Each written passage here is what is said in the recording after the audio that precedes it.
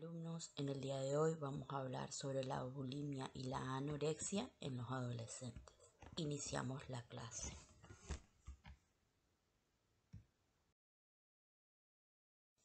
Para iniciar este tema vamos a hablar que son trastornos alimentarios, ¿sí? Estos trastornos alimentarios son condiciones psicológicas sumadas a factores interpersonales, sociales y culturales que perturban la conducta alimentaria de una persona y tienen consecuencias negativas para la salud física y mental. Los sentimientos de insuficiencia, depresión, ansiedad, soledad, así como las dificultades en las relaciones familiares y personales o experimentar un evento traumático también pueden contribuir a los trastornos alimentarios. ¿Cuál es la frecuencia de aparición de estos tipos de trastornos alimentarios? Los trastornos alimentarios son mucho más frecuentes de lo que la mayoría de la gente supone. De hecho, algunos estudios demuestran que hasta el 5% de las mujeres jóvenes pueden presentar algunos de los síntomas propios de la anorexia nerviosa, aunque solo un 0,3 y un 1% de las chicas adolescentes, es decir, entre 3 y 10 de cada 1000 chicas presentan el cuadro completo que ha sido descrito anteriormente. Esto quiere decir, ¿no es cierto?, a la anorexia nerviosa. La proporción entre mujeres y hombres está claramente a favor de las primeras, o sea, de las mujeres, ya que por cada caso detectado en varones encontramos entre 5 y 10 casos en mujeres. Esto quiere decir que cada 10 grupos de personas, 5 son mujeres, ¿no es cierto?, y un solo hombre. La anorexia nerviosa suele iniciarse al final de la niñez, durante la adolescencia o en los inicios de la edad adulta y afecta con más frecuencia a personas que han tenido sobrepeso en la infancia y a personas que tienen profesiones o desarrollan actividades que les exigen estar delgadas. Esto quiere decir bailarinas, deportistas, modelos. También es mucho más frecuente en países desarrollados que en países en vía de desarrollo. Como hablamos anteriormente, tenemos la anorexia y la bulimia. La anorexia nerviosa se puede decir que es un trastorno de alimentación potencialmente mortal que se manifiesta fundamentalmente en niñas, adolescentes y mujeres jóvenes. Se estima que el 5% de las mujeres jóvenes y el 1% de los hombres jóvenes presentan anorexia nerviosa o un trastorno de la alimentación relacionado. La incidencia puede ser tan alta como de un 10% en las mujeres universitarias y un 15% a un 62% en las atletas femeninas. Esto vieron anteriormente que se decía que por ahí este tipo de problemas alimentarios pueden estar ligadas, ¿no es cierto?, con algún deporte o profesión. Las tasas de mortalidad oscilan entre el 5 y el 13%. La edad al inicio varía y los picos de incidencia se encuentran entre los 12 a 13 años y nuevamente entre los 17 y los 18 años. La etiología y fisiopatología, o sea, esto quiere decir cómo se va a dar la anorexia. Actualmente se cree que el inicio de la anorexia se debe a la contribución de muchas causas. El énfasis cultural en la delgadez puede contribuir a que muchas adolescentes tengan una preocupación excesiva por la dieta, la imagen corporal y tengan miedo a estar gordas. En el cerebro y sangre de las pacientes anoréxicas se han encontrado cambios químicos que han dado lugar a teorías sobre una causa biológica. Con frecuencia, un estrés importante en la vida, una pérdida o un cambio preceden el inicio de la anorexia. En las pacientes anoréxicas, las hormonas del estrés están habitualmente elevadas y la función del sistema inmunológico puede estar alterada. Muchas autoridades opinan que las características familiares contribuyen a la anorexia. Cuando los padres son muy controladores y perfeccionistas, pueden presentarse conflictos intrafamiliares y patrones familiares disfuncionales. Esto quiere decir que el entorno familiar también muchas veces puede, ¿no es cierto?, llevar a adquirir este tipo de problema alimentario.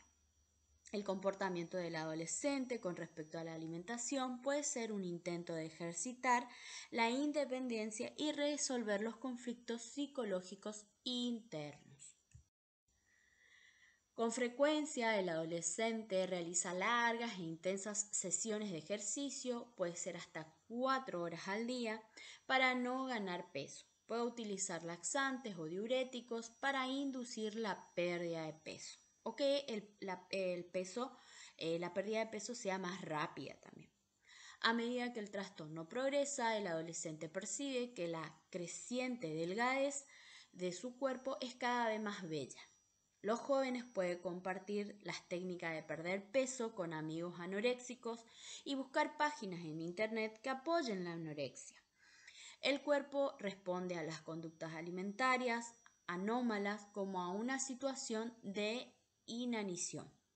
Como consecuencia de la malnutrición proteínico-calórica aparecen la leucopenia, el desequilibrio electrolítico y la hipoglucemia. Cuando la masa corporal disminuye por debajo de un nivel crítico, la menstruación desaparece. Hay que tener en cuenta que cuando vamos a considerar, ¿no es cierto?, que el peso de una persona es muy bajo, cuando vamos a decir o cuando vamos al momento de evaluar. La forma más sencilla de determinarlo es utilizando el cociente de Kellett, que se obtiene dividiendo el peso en kilogramos por el cuadrado de la altura en metros. El valor del índice de Kellett es una persona con un peso saludable suele oscilar entre 20 y 25. En el caso de los pacientes con anorexia nerviosa suele estar por debajo de los 17,5, siendo el estado de desnutrición más grave cuando más bajo es este valor. Las mujeres con anorexia nerviosa suelen presentar también amenorrea, o sea que no tienen su periodo menstrual antes o después.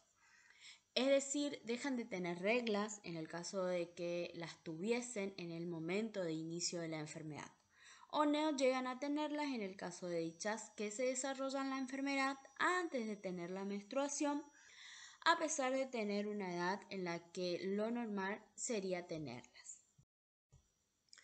En resumen, una mujer joven que deja de alimentarse adecuadamente, que pierde peso de forma significativa, mantiene una alimentación muy limitada o utiliza otros medios para no engordar, como los vómitos laxantes, presenta amenorrea, tiene muchas posibilidades de estar padeciendo una anorexia nerviosa.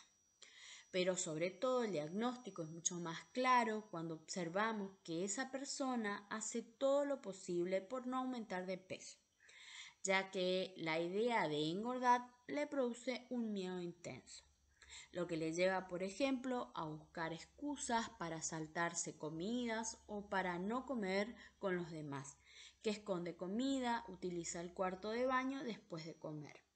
También algunas características que pueden presentarse en una persona, ¿no es cierto?, con anorexia nerviosa avanzada puede ser la pérdida de cabello, ¿sí? La presencia de calvicie, ya que se debilita, ¿no es cierto?, y empieza a caerse. La valoración y diagnóstico de enfermería, cómo vamos a valorar a ese paciente. Antes que nada debemos realizar una historia individual y familiar completa, preguntar cuáles son los patrones de alimentación habituales, la ingesta calórica diaria, patrones de ejercicio e historias menstruales. Preguntar qué fármacos utiliza, incluye los prescriptos con receta, los libres de dispensación y los de herbolario. Herbolario quiere decir las hierbas. ¿Existen antecedentes familiares de trastornos de alimentación? Hay que preguntar también. Hay que buscar signos de malnutrición, obtener los datos de peso y talla y compararlos con lo de la población normal. Como los pacientes anoréxicos con frecuencia utilizan varias prendas de ropa superpuestas cuando se pesan, hay que procurar que el peso sea fidedigno. Bien, otro tema también que debemos hablar son entre ellos algunos diagnósticos de enfermería, ¿no es cierto?, que pueden estar relacionados con lo que es el tema de la anorexia nerviosa. Entre ellos puede ser el desequilibrio nutricional, esto es por un defecto relacionado con una ingesta inadecuada. El riesgo de déficit de volumen de líquido relacionado con una ingesta inadecuada de líquidos o una pérdida de volumen de líquido por uso inadecuado de laxantes y diuréticos. El riesgo de desequilibrio de la temperatura corporal, ya que se pierde, ¿no es cierto?, una masa corporal. Esto está relacionado con una pérdida excesiva de peso y ausencia de grasa subcutánea.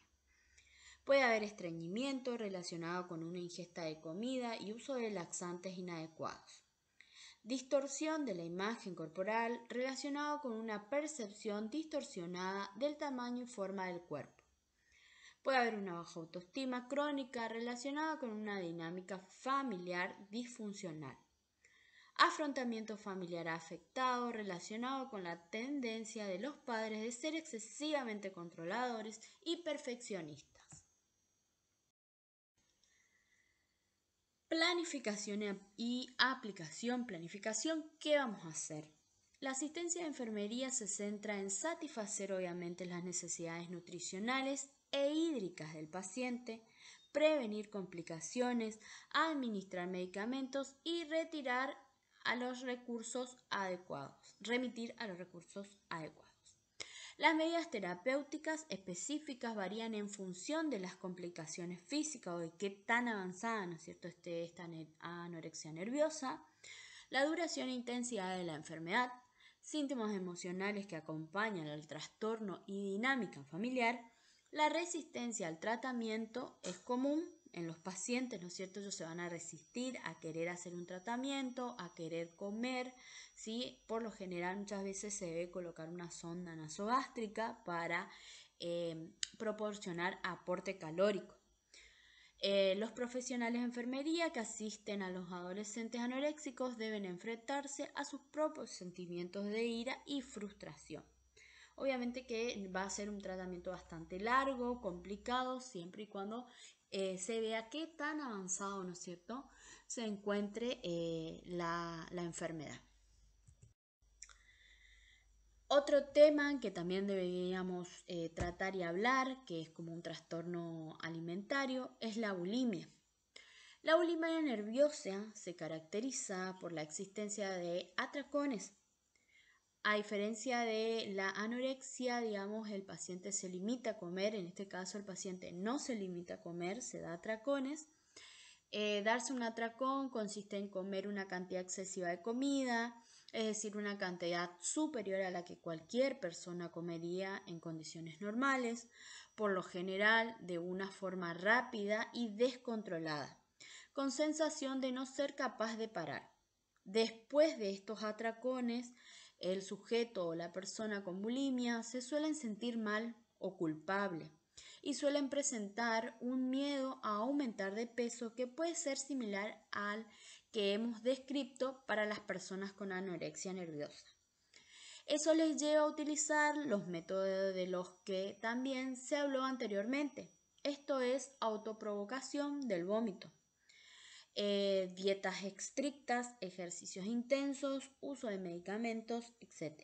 De todos modos, lo más frecuente en pacientes con bulimia nerviosa es encontrar atracones que se siguen por lo general de la provocación del vómito. O sea que estos tipos de pacientes comen, se dan atracones y luego se producen el vómito.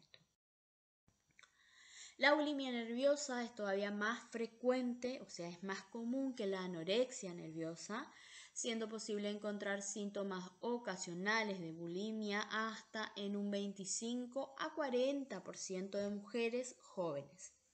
El cuadro completo se puede encontrar entre el 1 y el 3% de la población juvenil femenina, y también aquí la población entre mujeres y hombres está a favor de las mujeres, o sea, también es una enfermedad que se ve más reflejada en las mujeres. detectándose un caso en varones por cada 15 o 10 casos encontrados en mujeres. O sea, tenemos un varón y podemos tener entre 10 o 15 mujeres con esta patología. Como sucedía en la anorexia nerviosa, la bulimia nerviosa suele comenzar en la infancia y en la adolescencia, y muchos sujetos con bulimia han tenido sobrepeso durante la infancia. Es relativamente frecuente que personas que empiezan presentando una anorexia nerviosa terminen por aumentar de peso y acaben padeciendo una bulimia. Es mucho más raro, aunque no imposible, que suceda al revés, o sea, primero tengan una bulimia y luego una anorexia. La etiología y fisiopatología, o como se presenta esto, ¿no es cierto? Las causas de la bulimia nerviosa son similares a la de la anorexia nerviosa. Hay sensibilidad a la presión social por la delgadez, dificultades con la imagen corporal y patrones familiares disfuncionales de larga duración.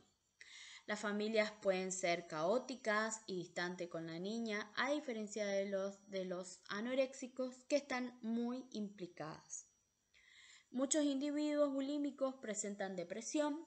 No está claro si la depresión es la causa o el resultado de la incapacidad individual del bulímico para controlar los ciclos de comidas compulsiva y purgar. Un adolescente bulímico con frecuencia presenta el episodio de comida compulsiva después de todos los sucesos que le producen estrés. Los episodios de comidas compulsivas habitualmente ocurren en secreto durante varias horas hasta que el individuo para por las molestias abdominales, por otra persona o porque empieza a vomitar. Inicialmente, los episodios de ingestas compulsivas son placenteros. Sin embargo, inmediatamente después del episodio empieza con sentimientos de culpa, vergüenza, ira, depresión y miedo de perder el control y ganar peso. A medida que estos sentimientos aumentan, el adolescente bulímico aumenta progresivamente su ansiedad. Esto habitualmente inicia la conducta de purga. La purga elimina el malestar derivado del episodio compulsivo y además previene la ganancia de peso. Esto alivia los sentimientos de depresión y culpa, pero solo temporalmente. Los adolescentes con bulimias practican habitualmente los ciclos de comida compulsiva, purga, muchas veces al día, y pierden su capacidad para responder a los signos normales de hambre y saciedad. Con respecto a la valoración y diagnóstico de enfermería, se debe realizar una historia obviamente individual y familiar completa, se debe indagar que incluya la ingesta diaria de alimentos y las fluctuaciones del peso. Hay que investigar la presencia de problemas como dolor o distensión abdominal que pueden indicar un patrón de alimentación o eliminación anormalos. Explore la mucosa bucal y busque signos de daño del esmalte dental causado por las purgas. Examine las manos para buscar pruebas de callos producidos por la inducción al vómito. Bien, como en el caso anteriormente, vamos a dar algunos diagnósticos de enfermería que pueden estar relacionados con lo que es la bulimia nerviosa. Uno de ellos puede ser el desequilibrio nutricional por defecto o por exceso relacionado con unos patrones de alimentación desordenados. Riesgo de déficit de volumen de líquidos relacionados con una pérdida del volumen hídrico. Deterioro de la mucosa bucal relacionado con los efectos químicos del vómito de ácidos gástricos.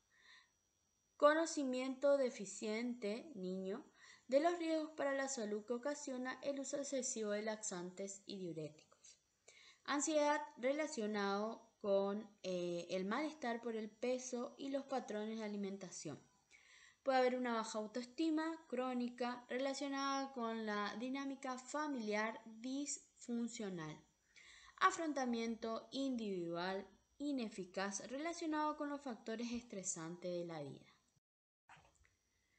La planificación y aplicación que vamos a hacer La asistencia de enfermería consiste en vigilar la ingesta nutricional y los patrones de eliminación, prevenir las complicaciones y remitir a los especialistas adecuados. Durante el ingreso hospitalario, el paciente debería llevar un diario dietético.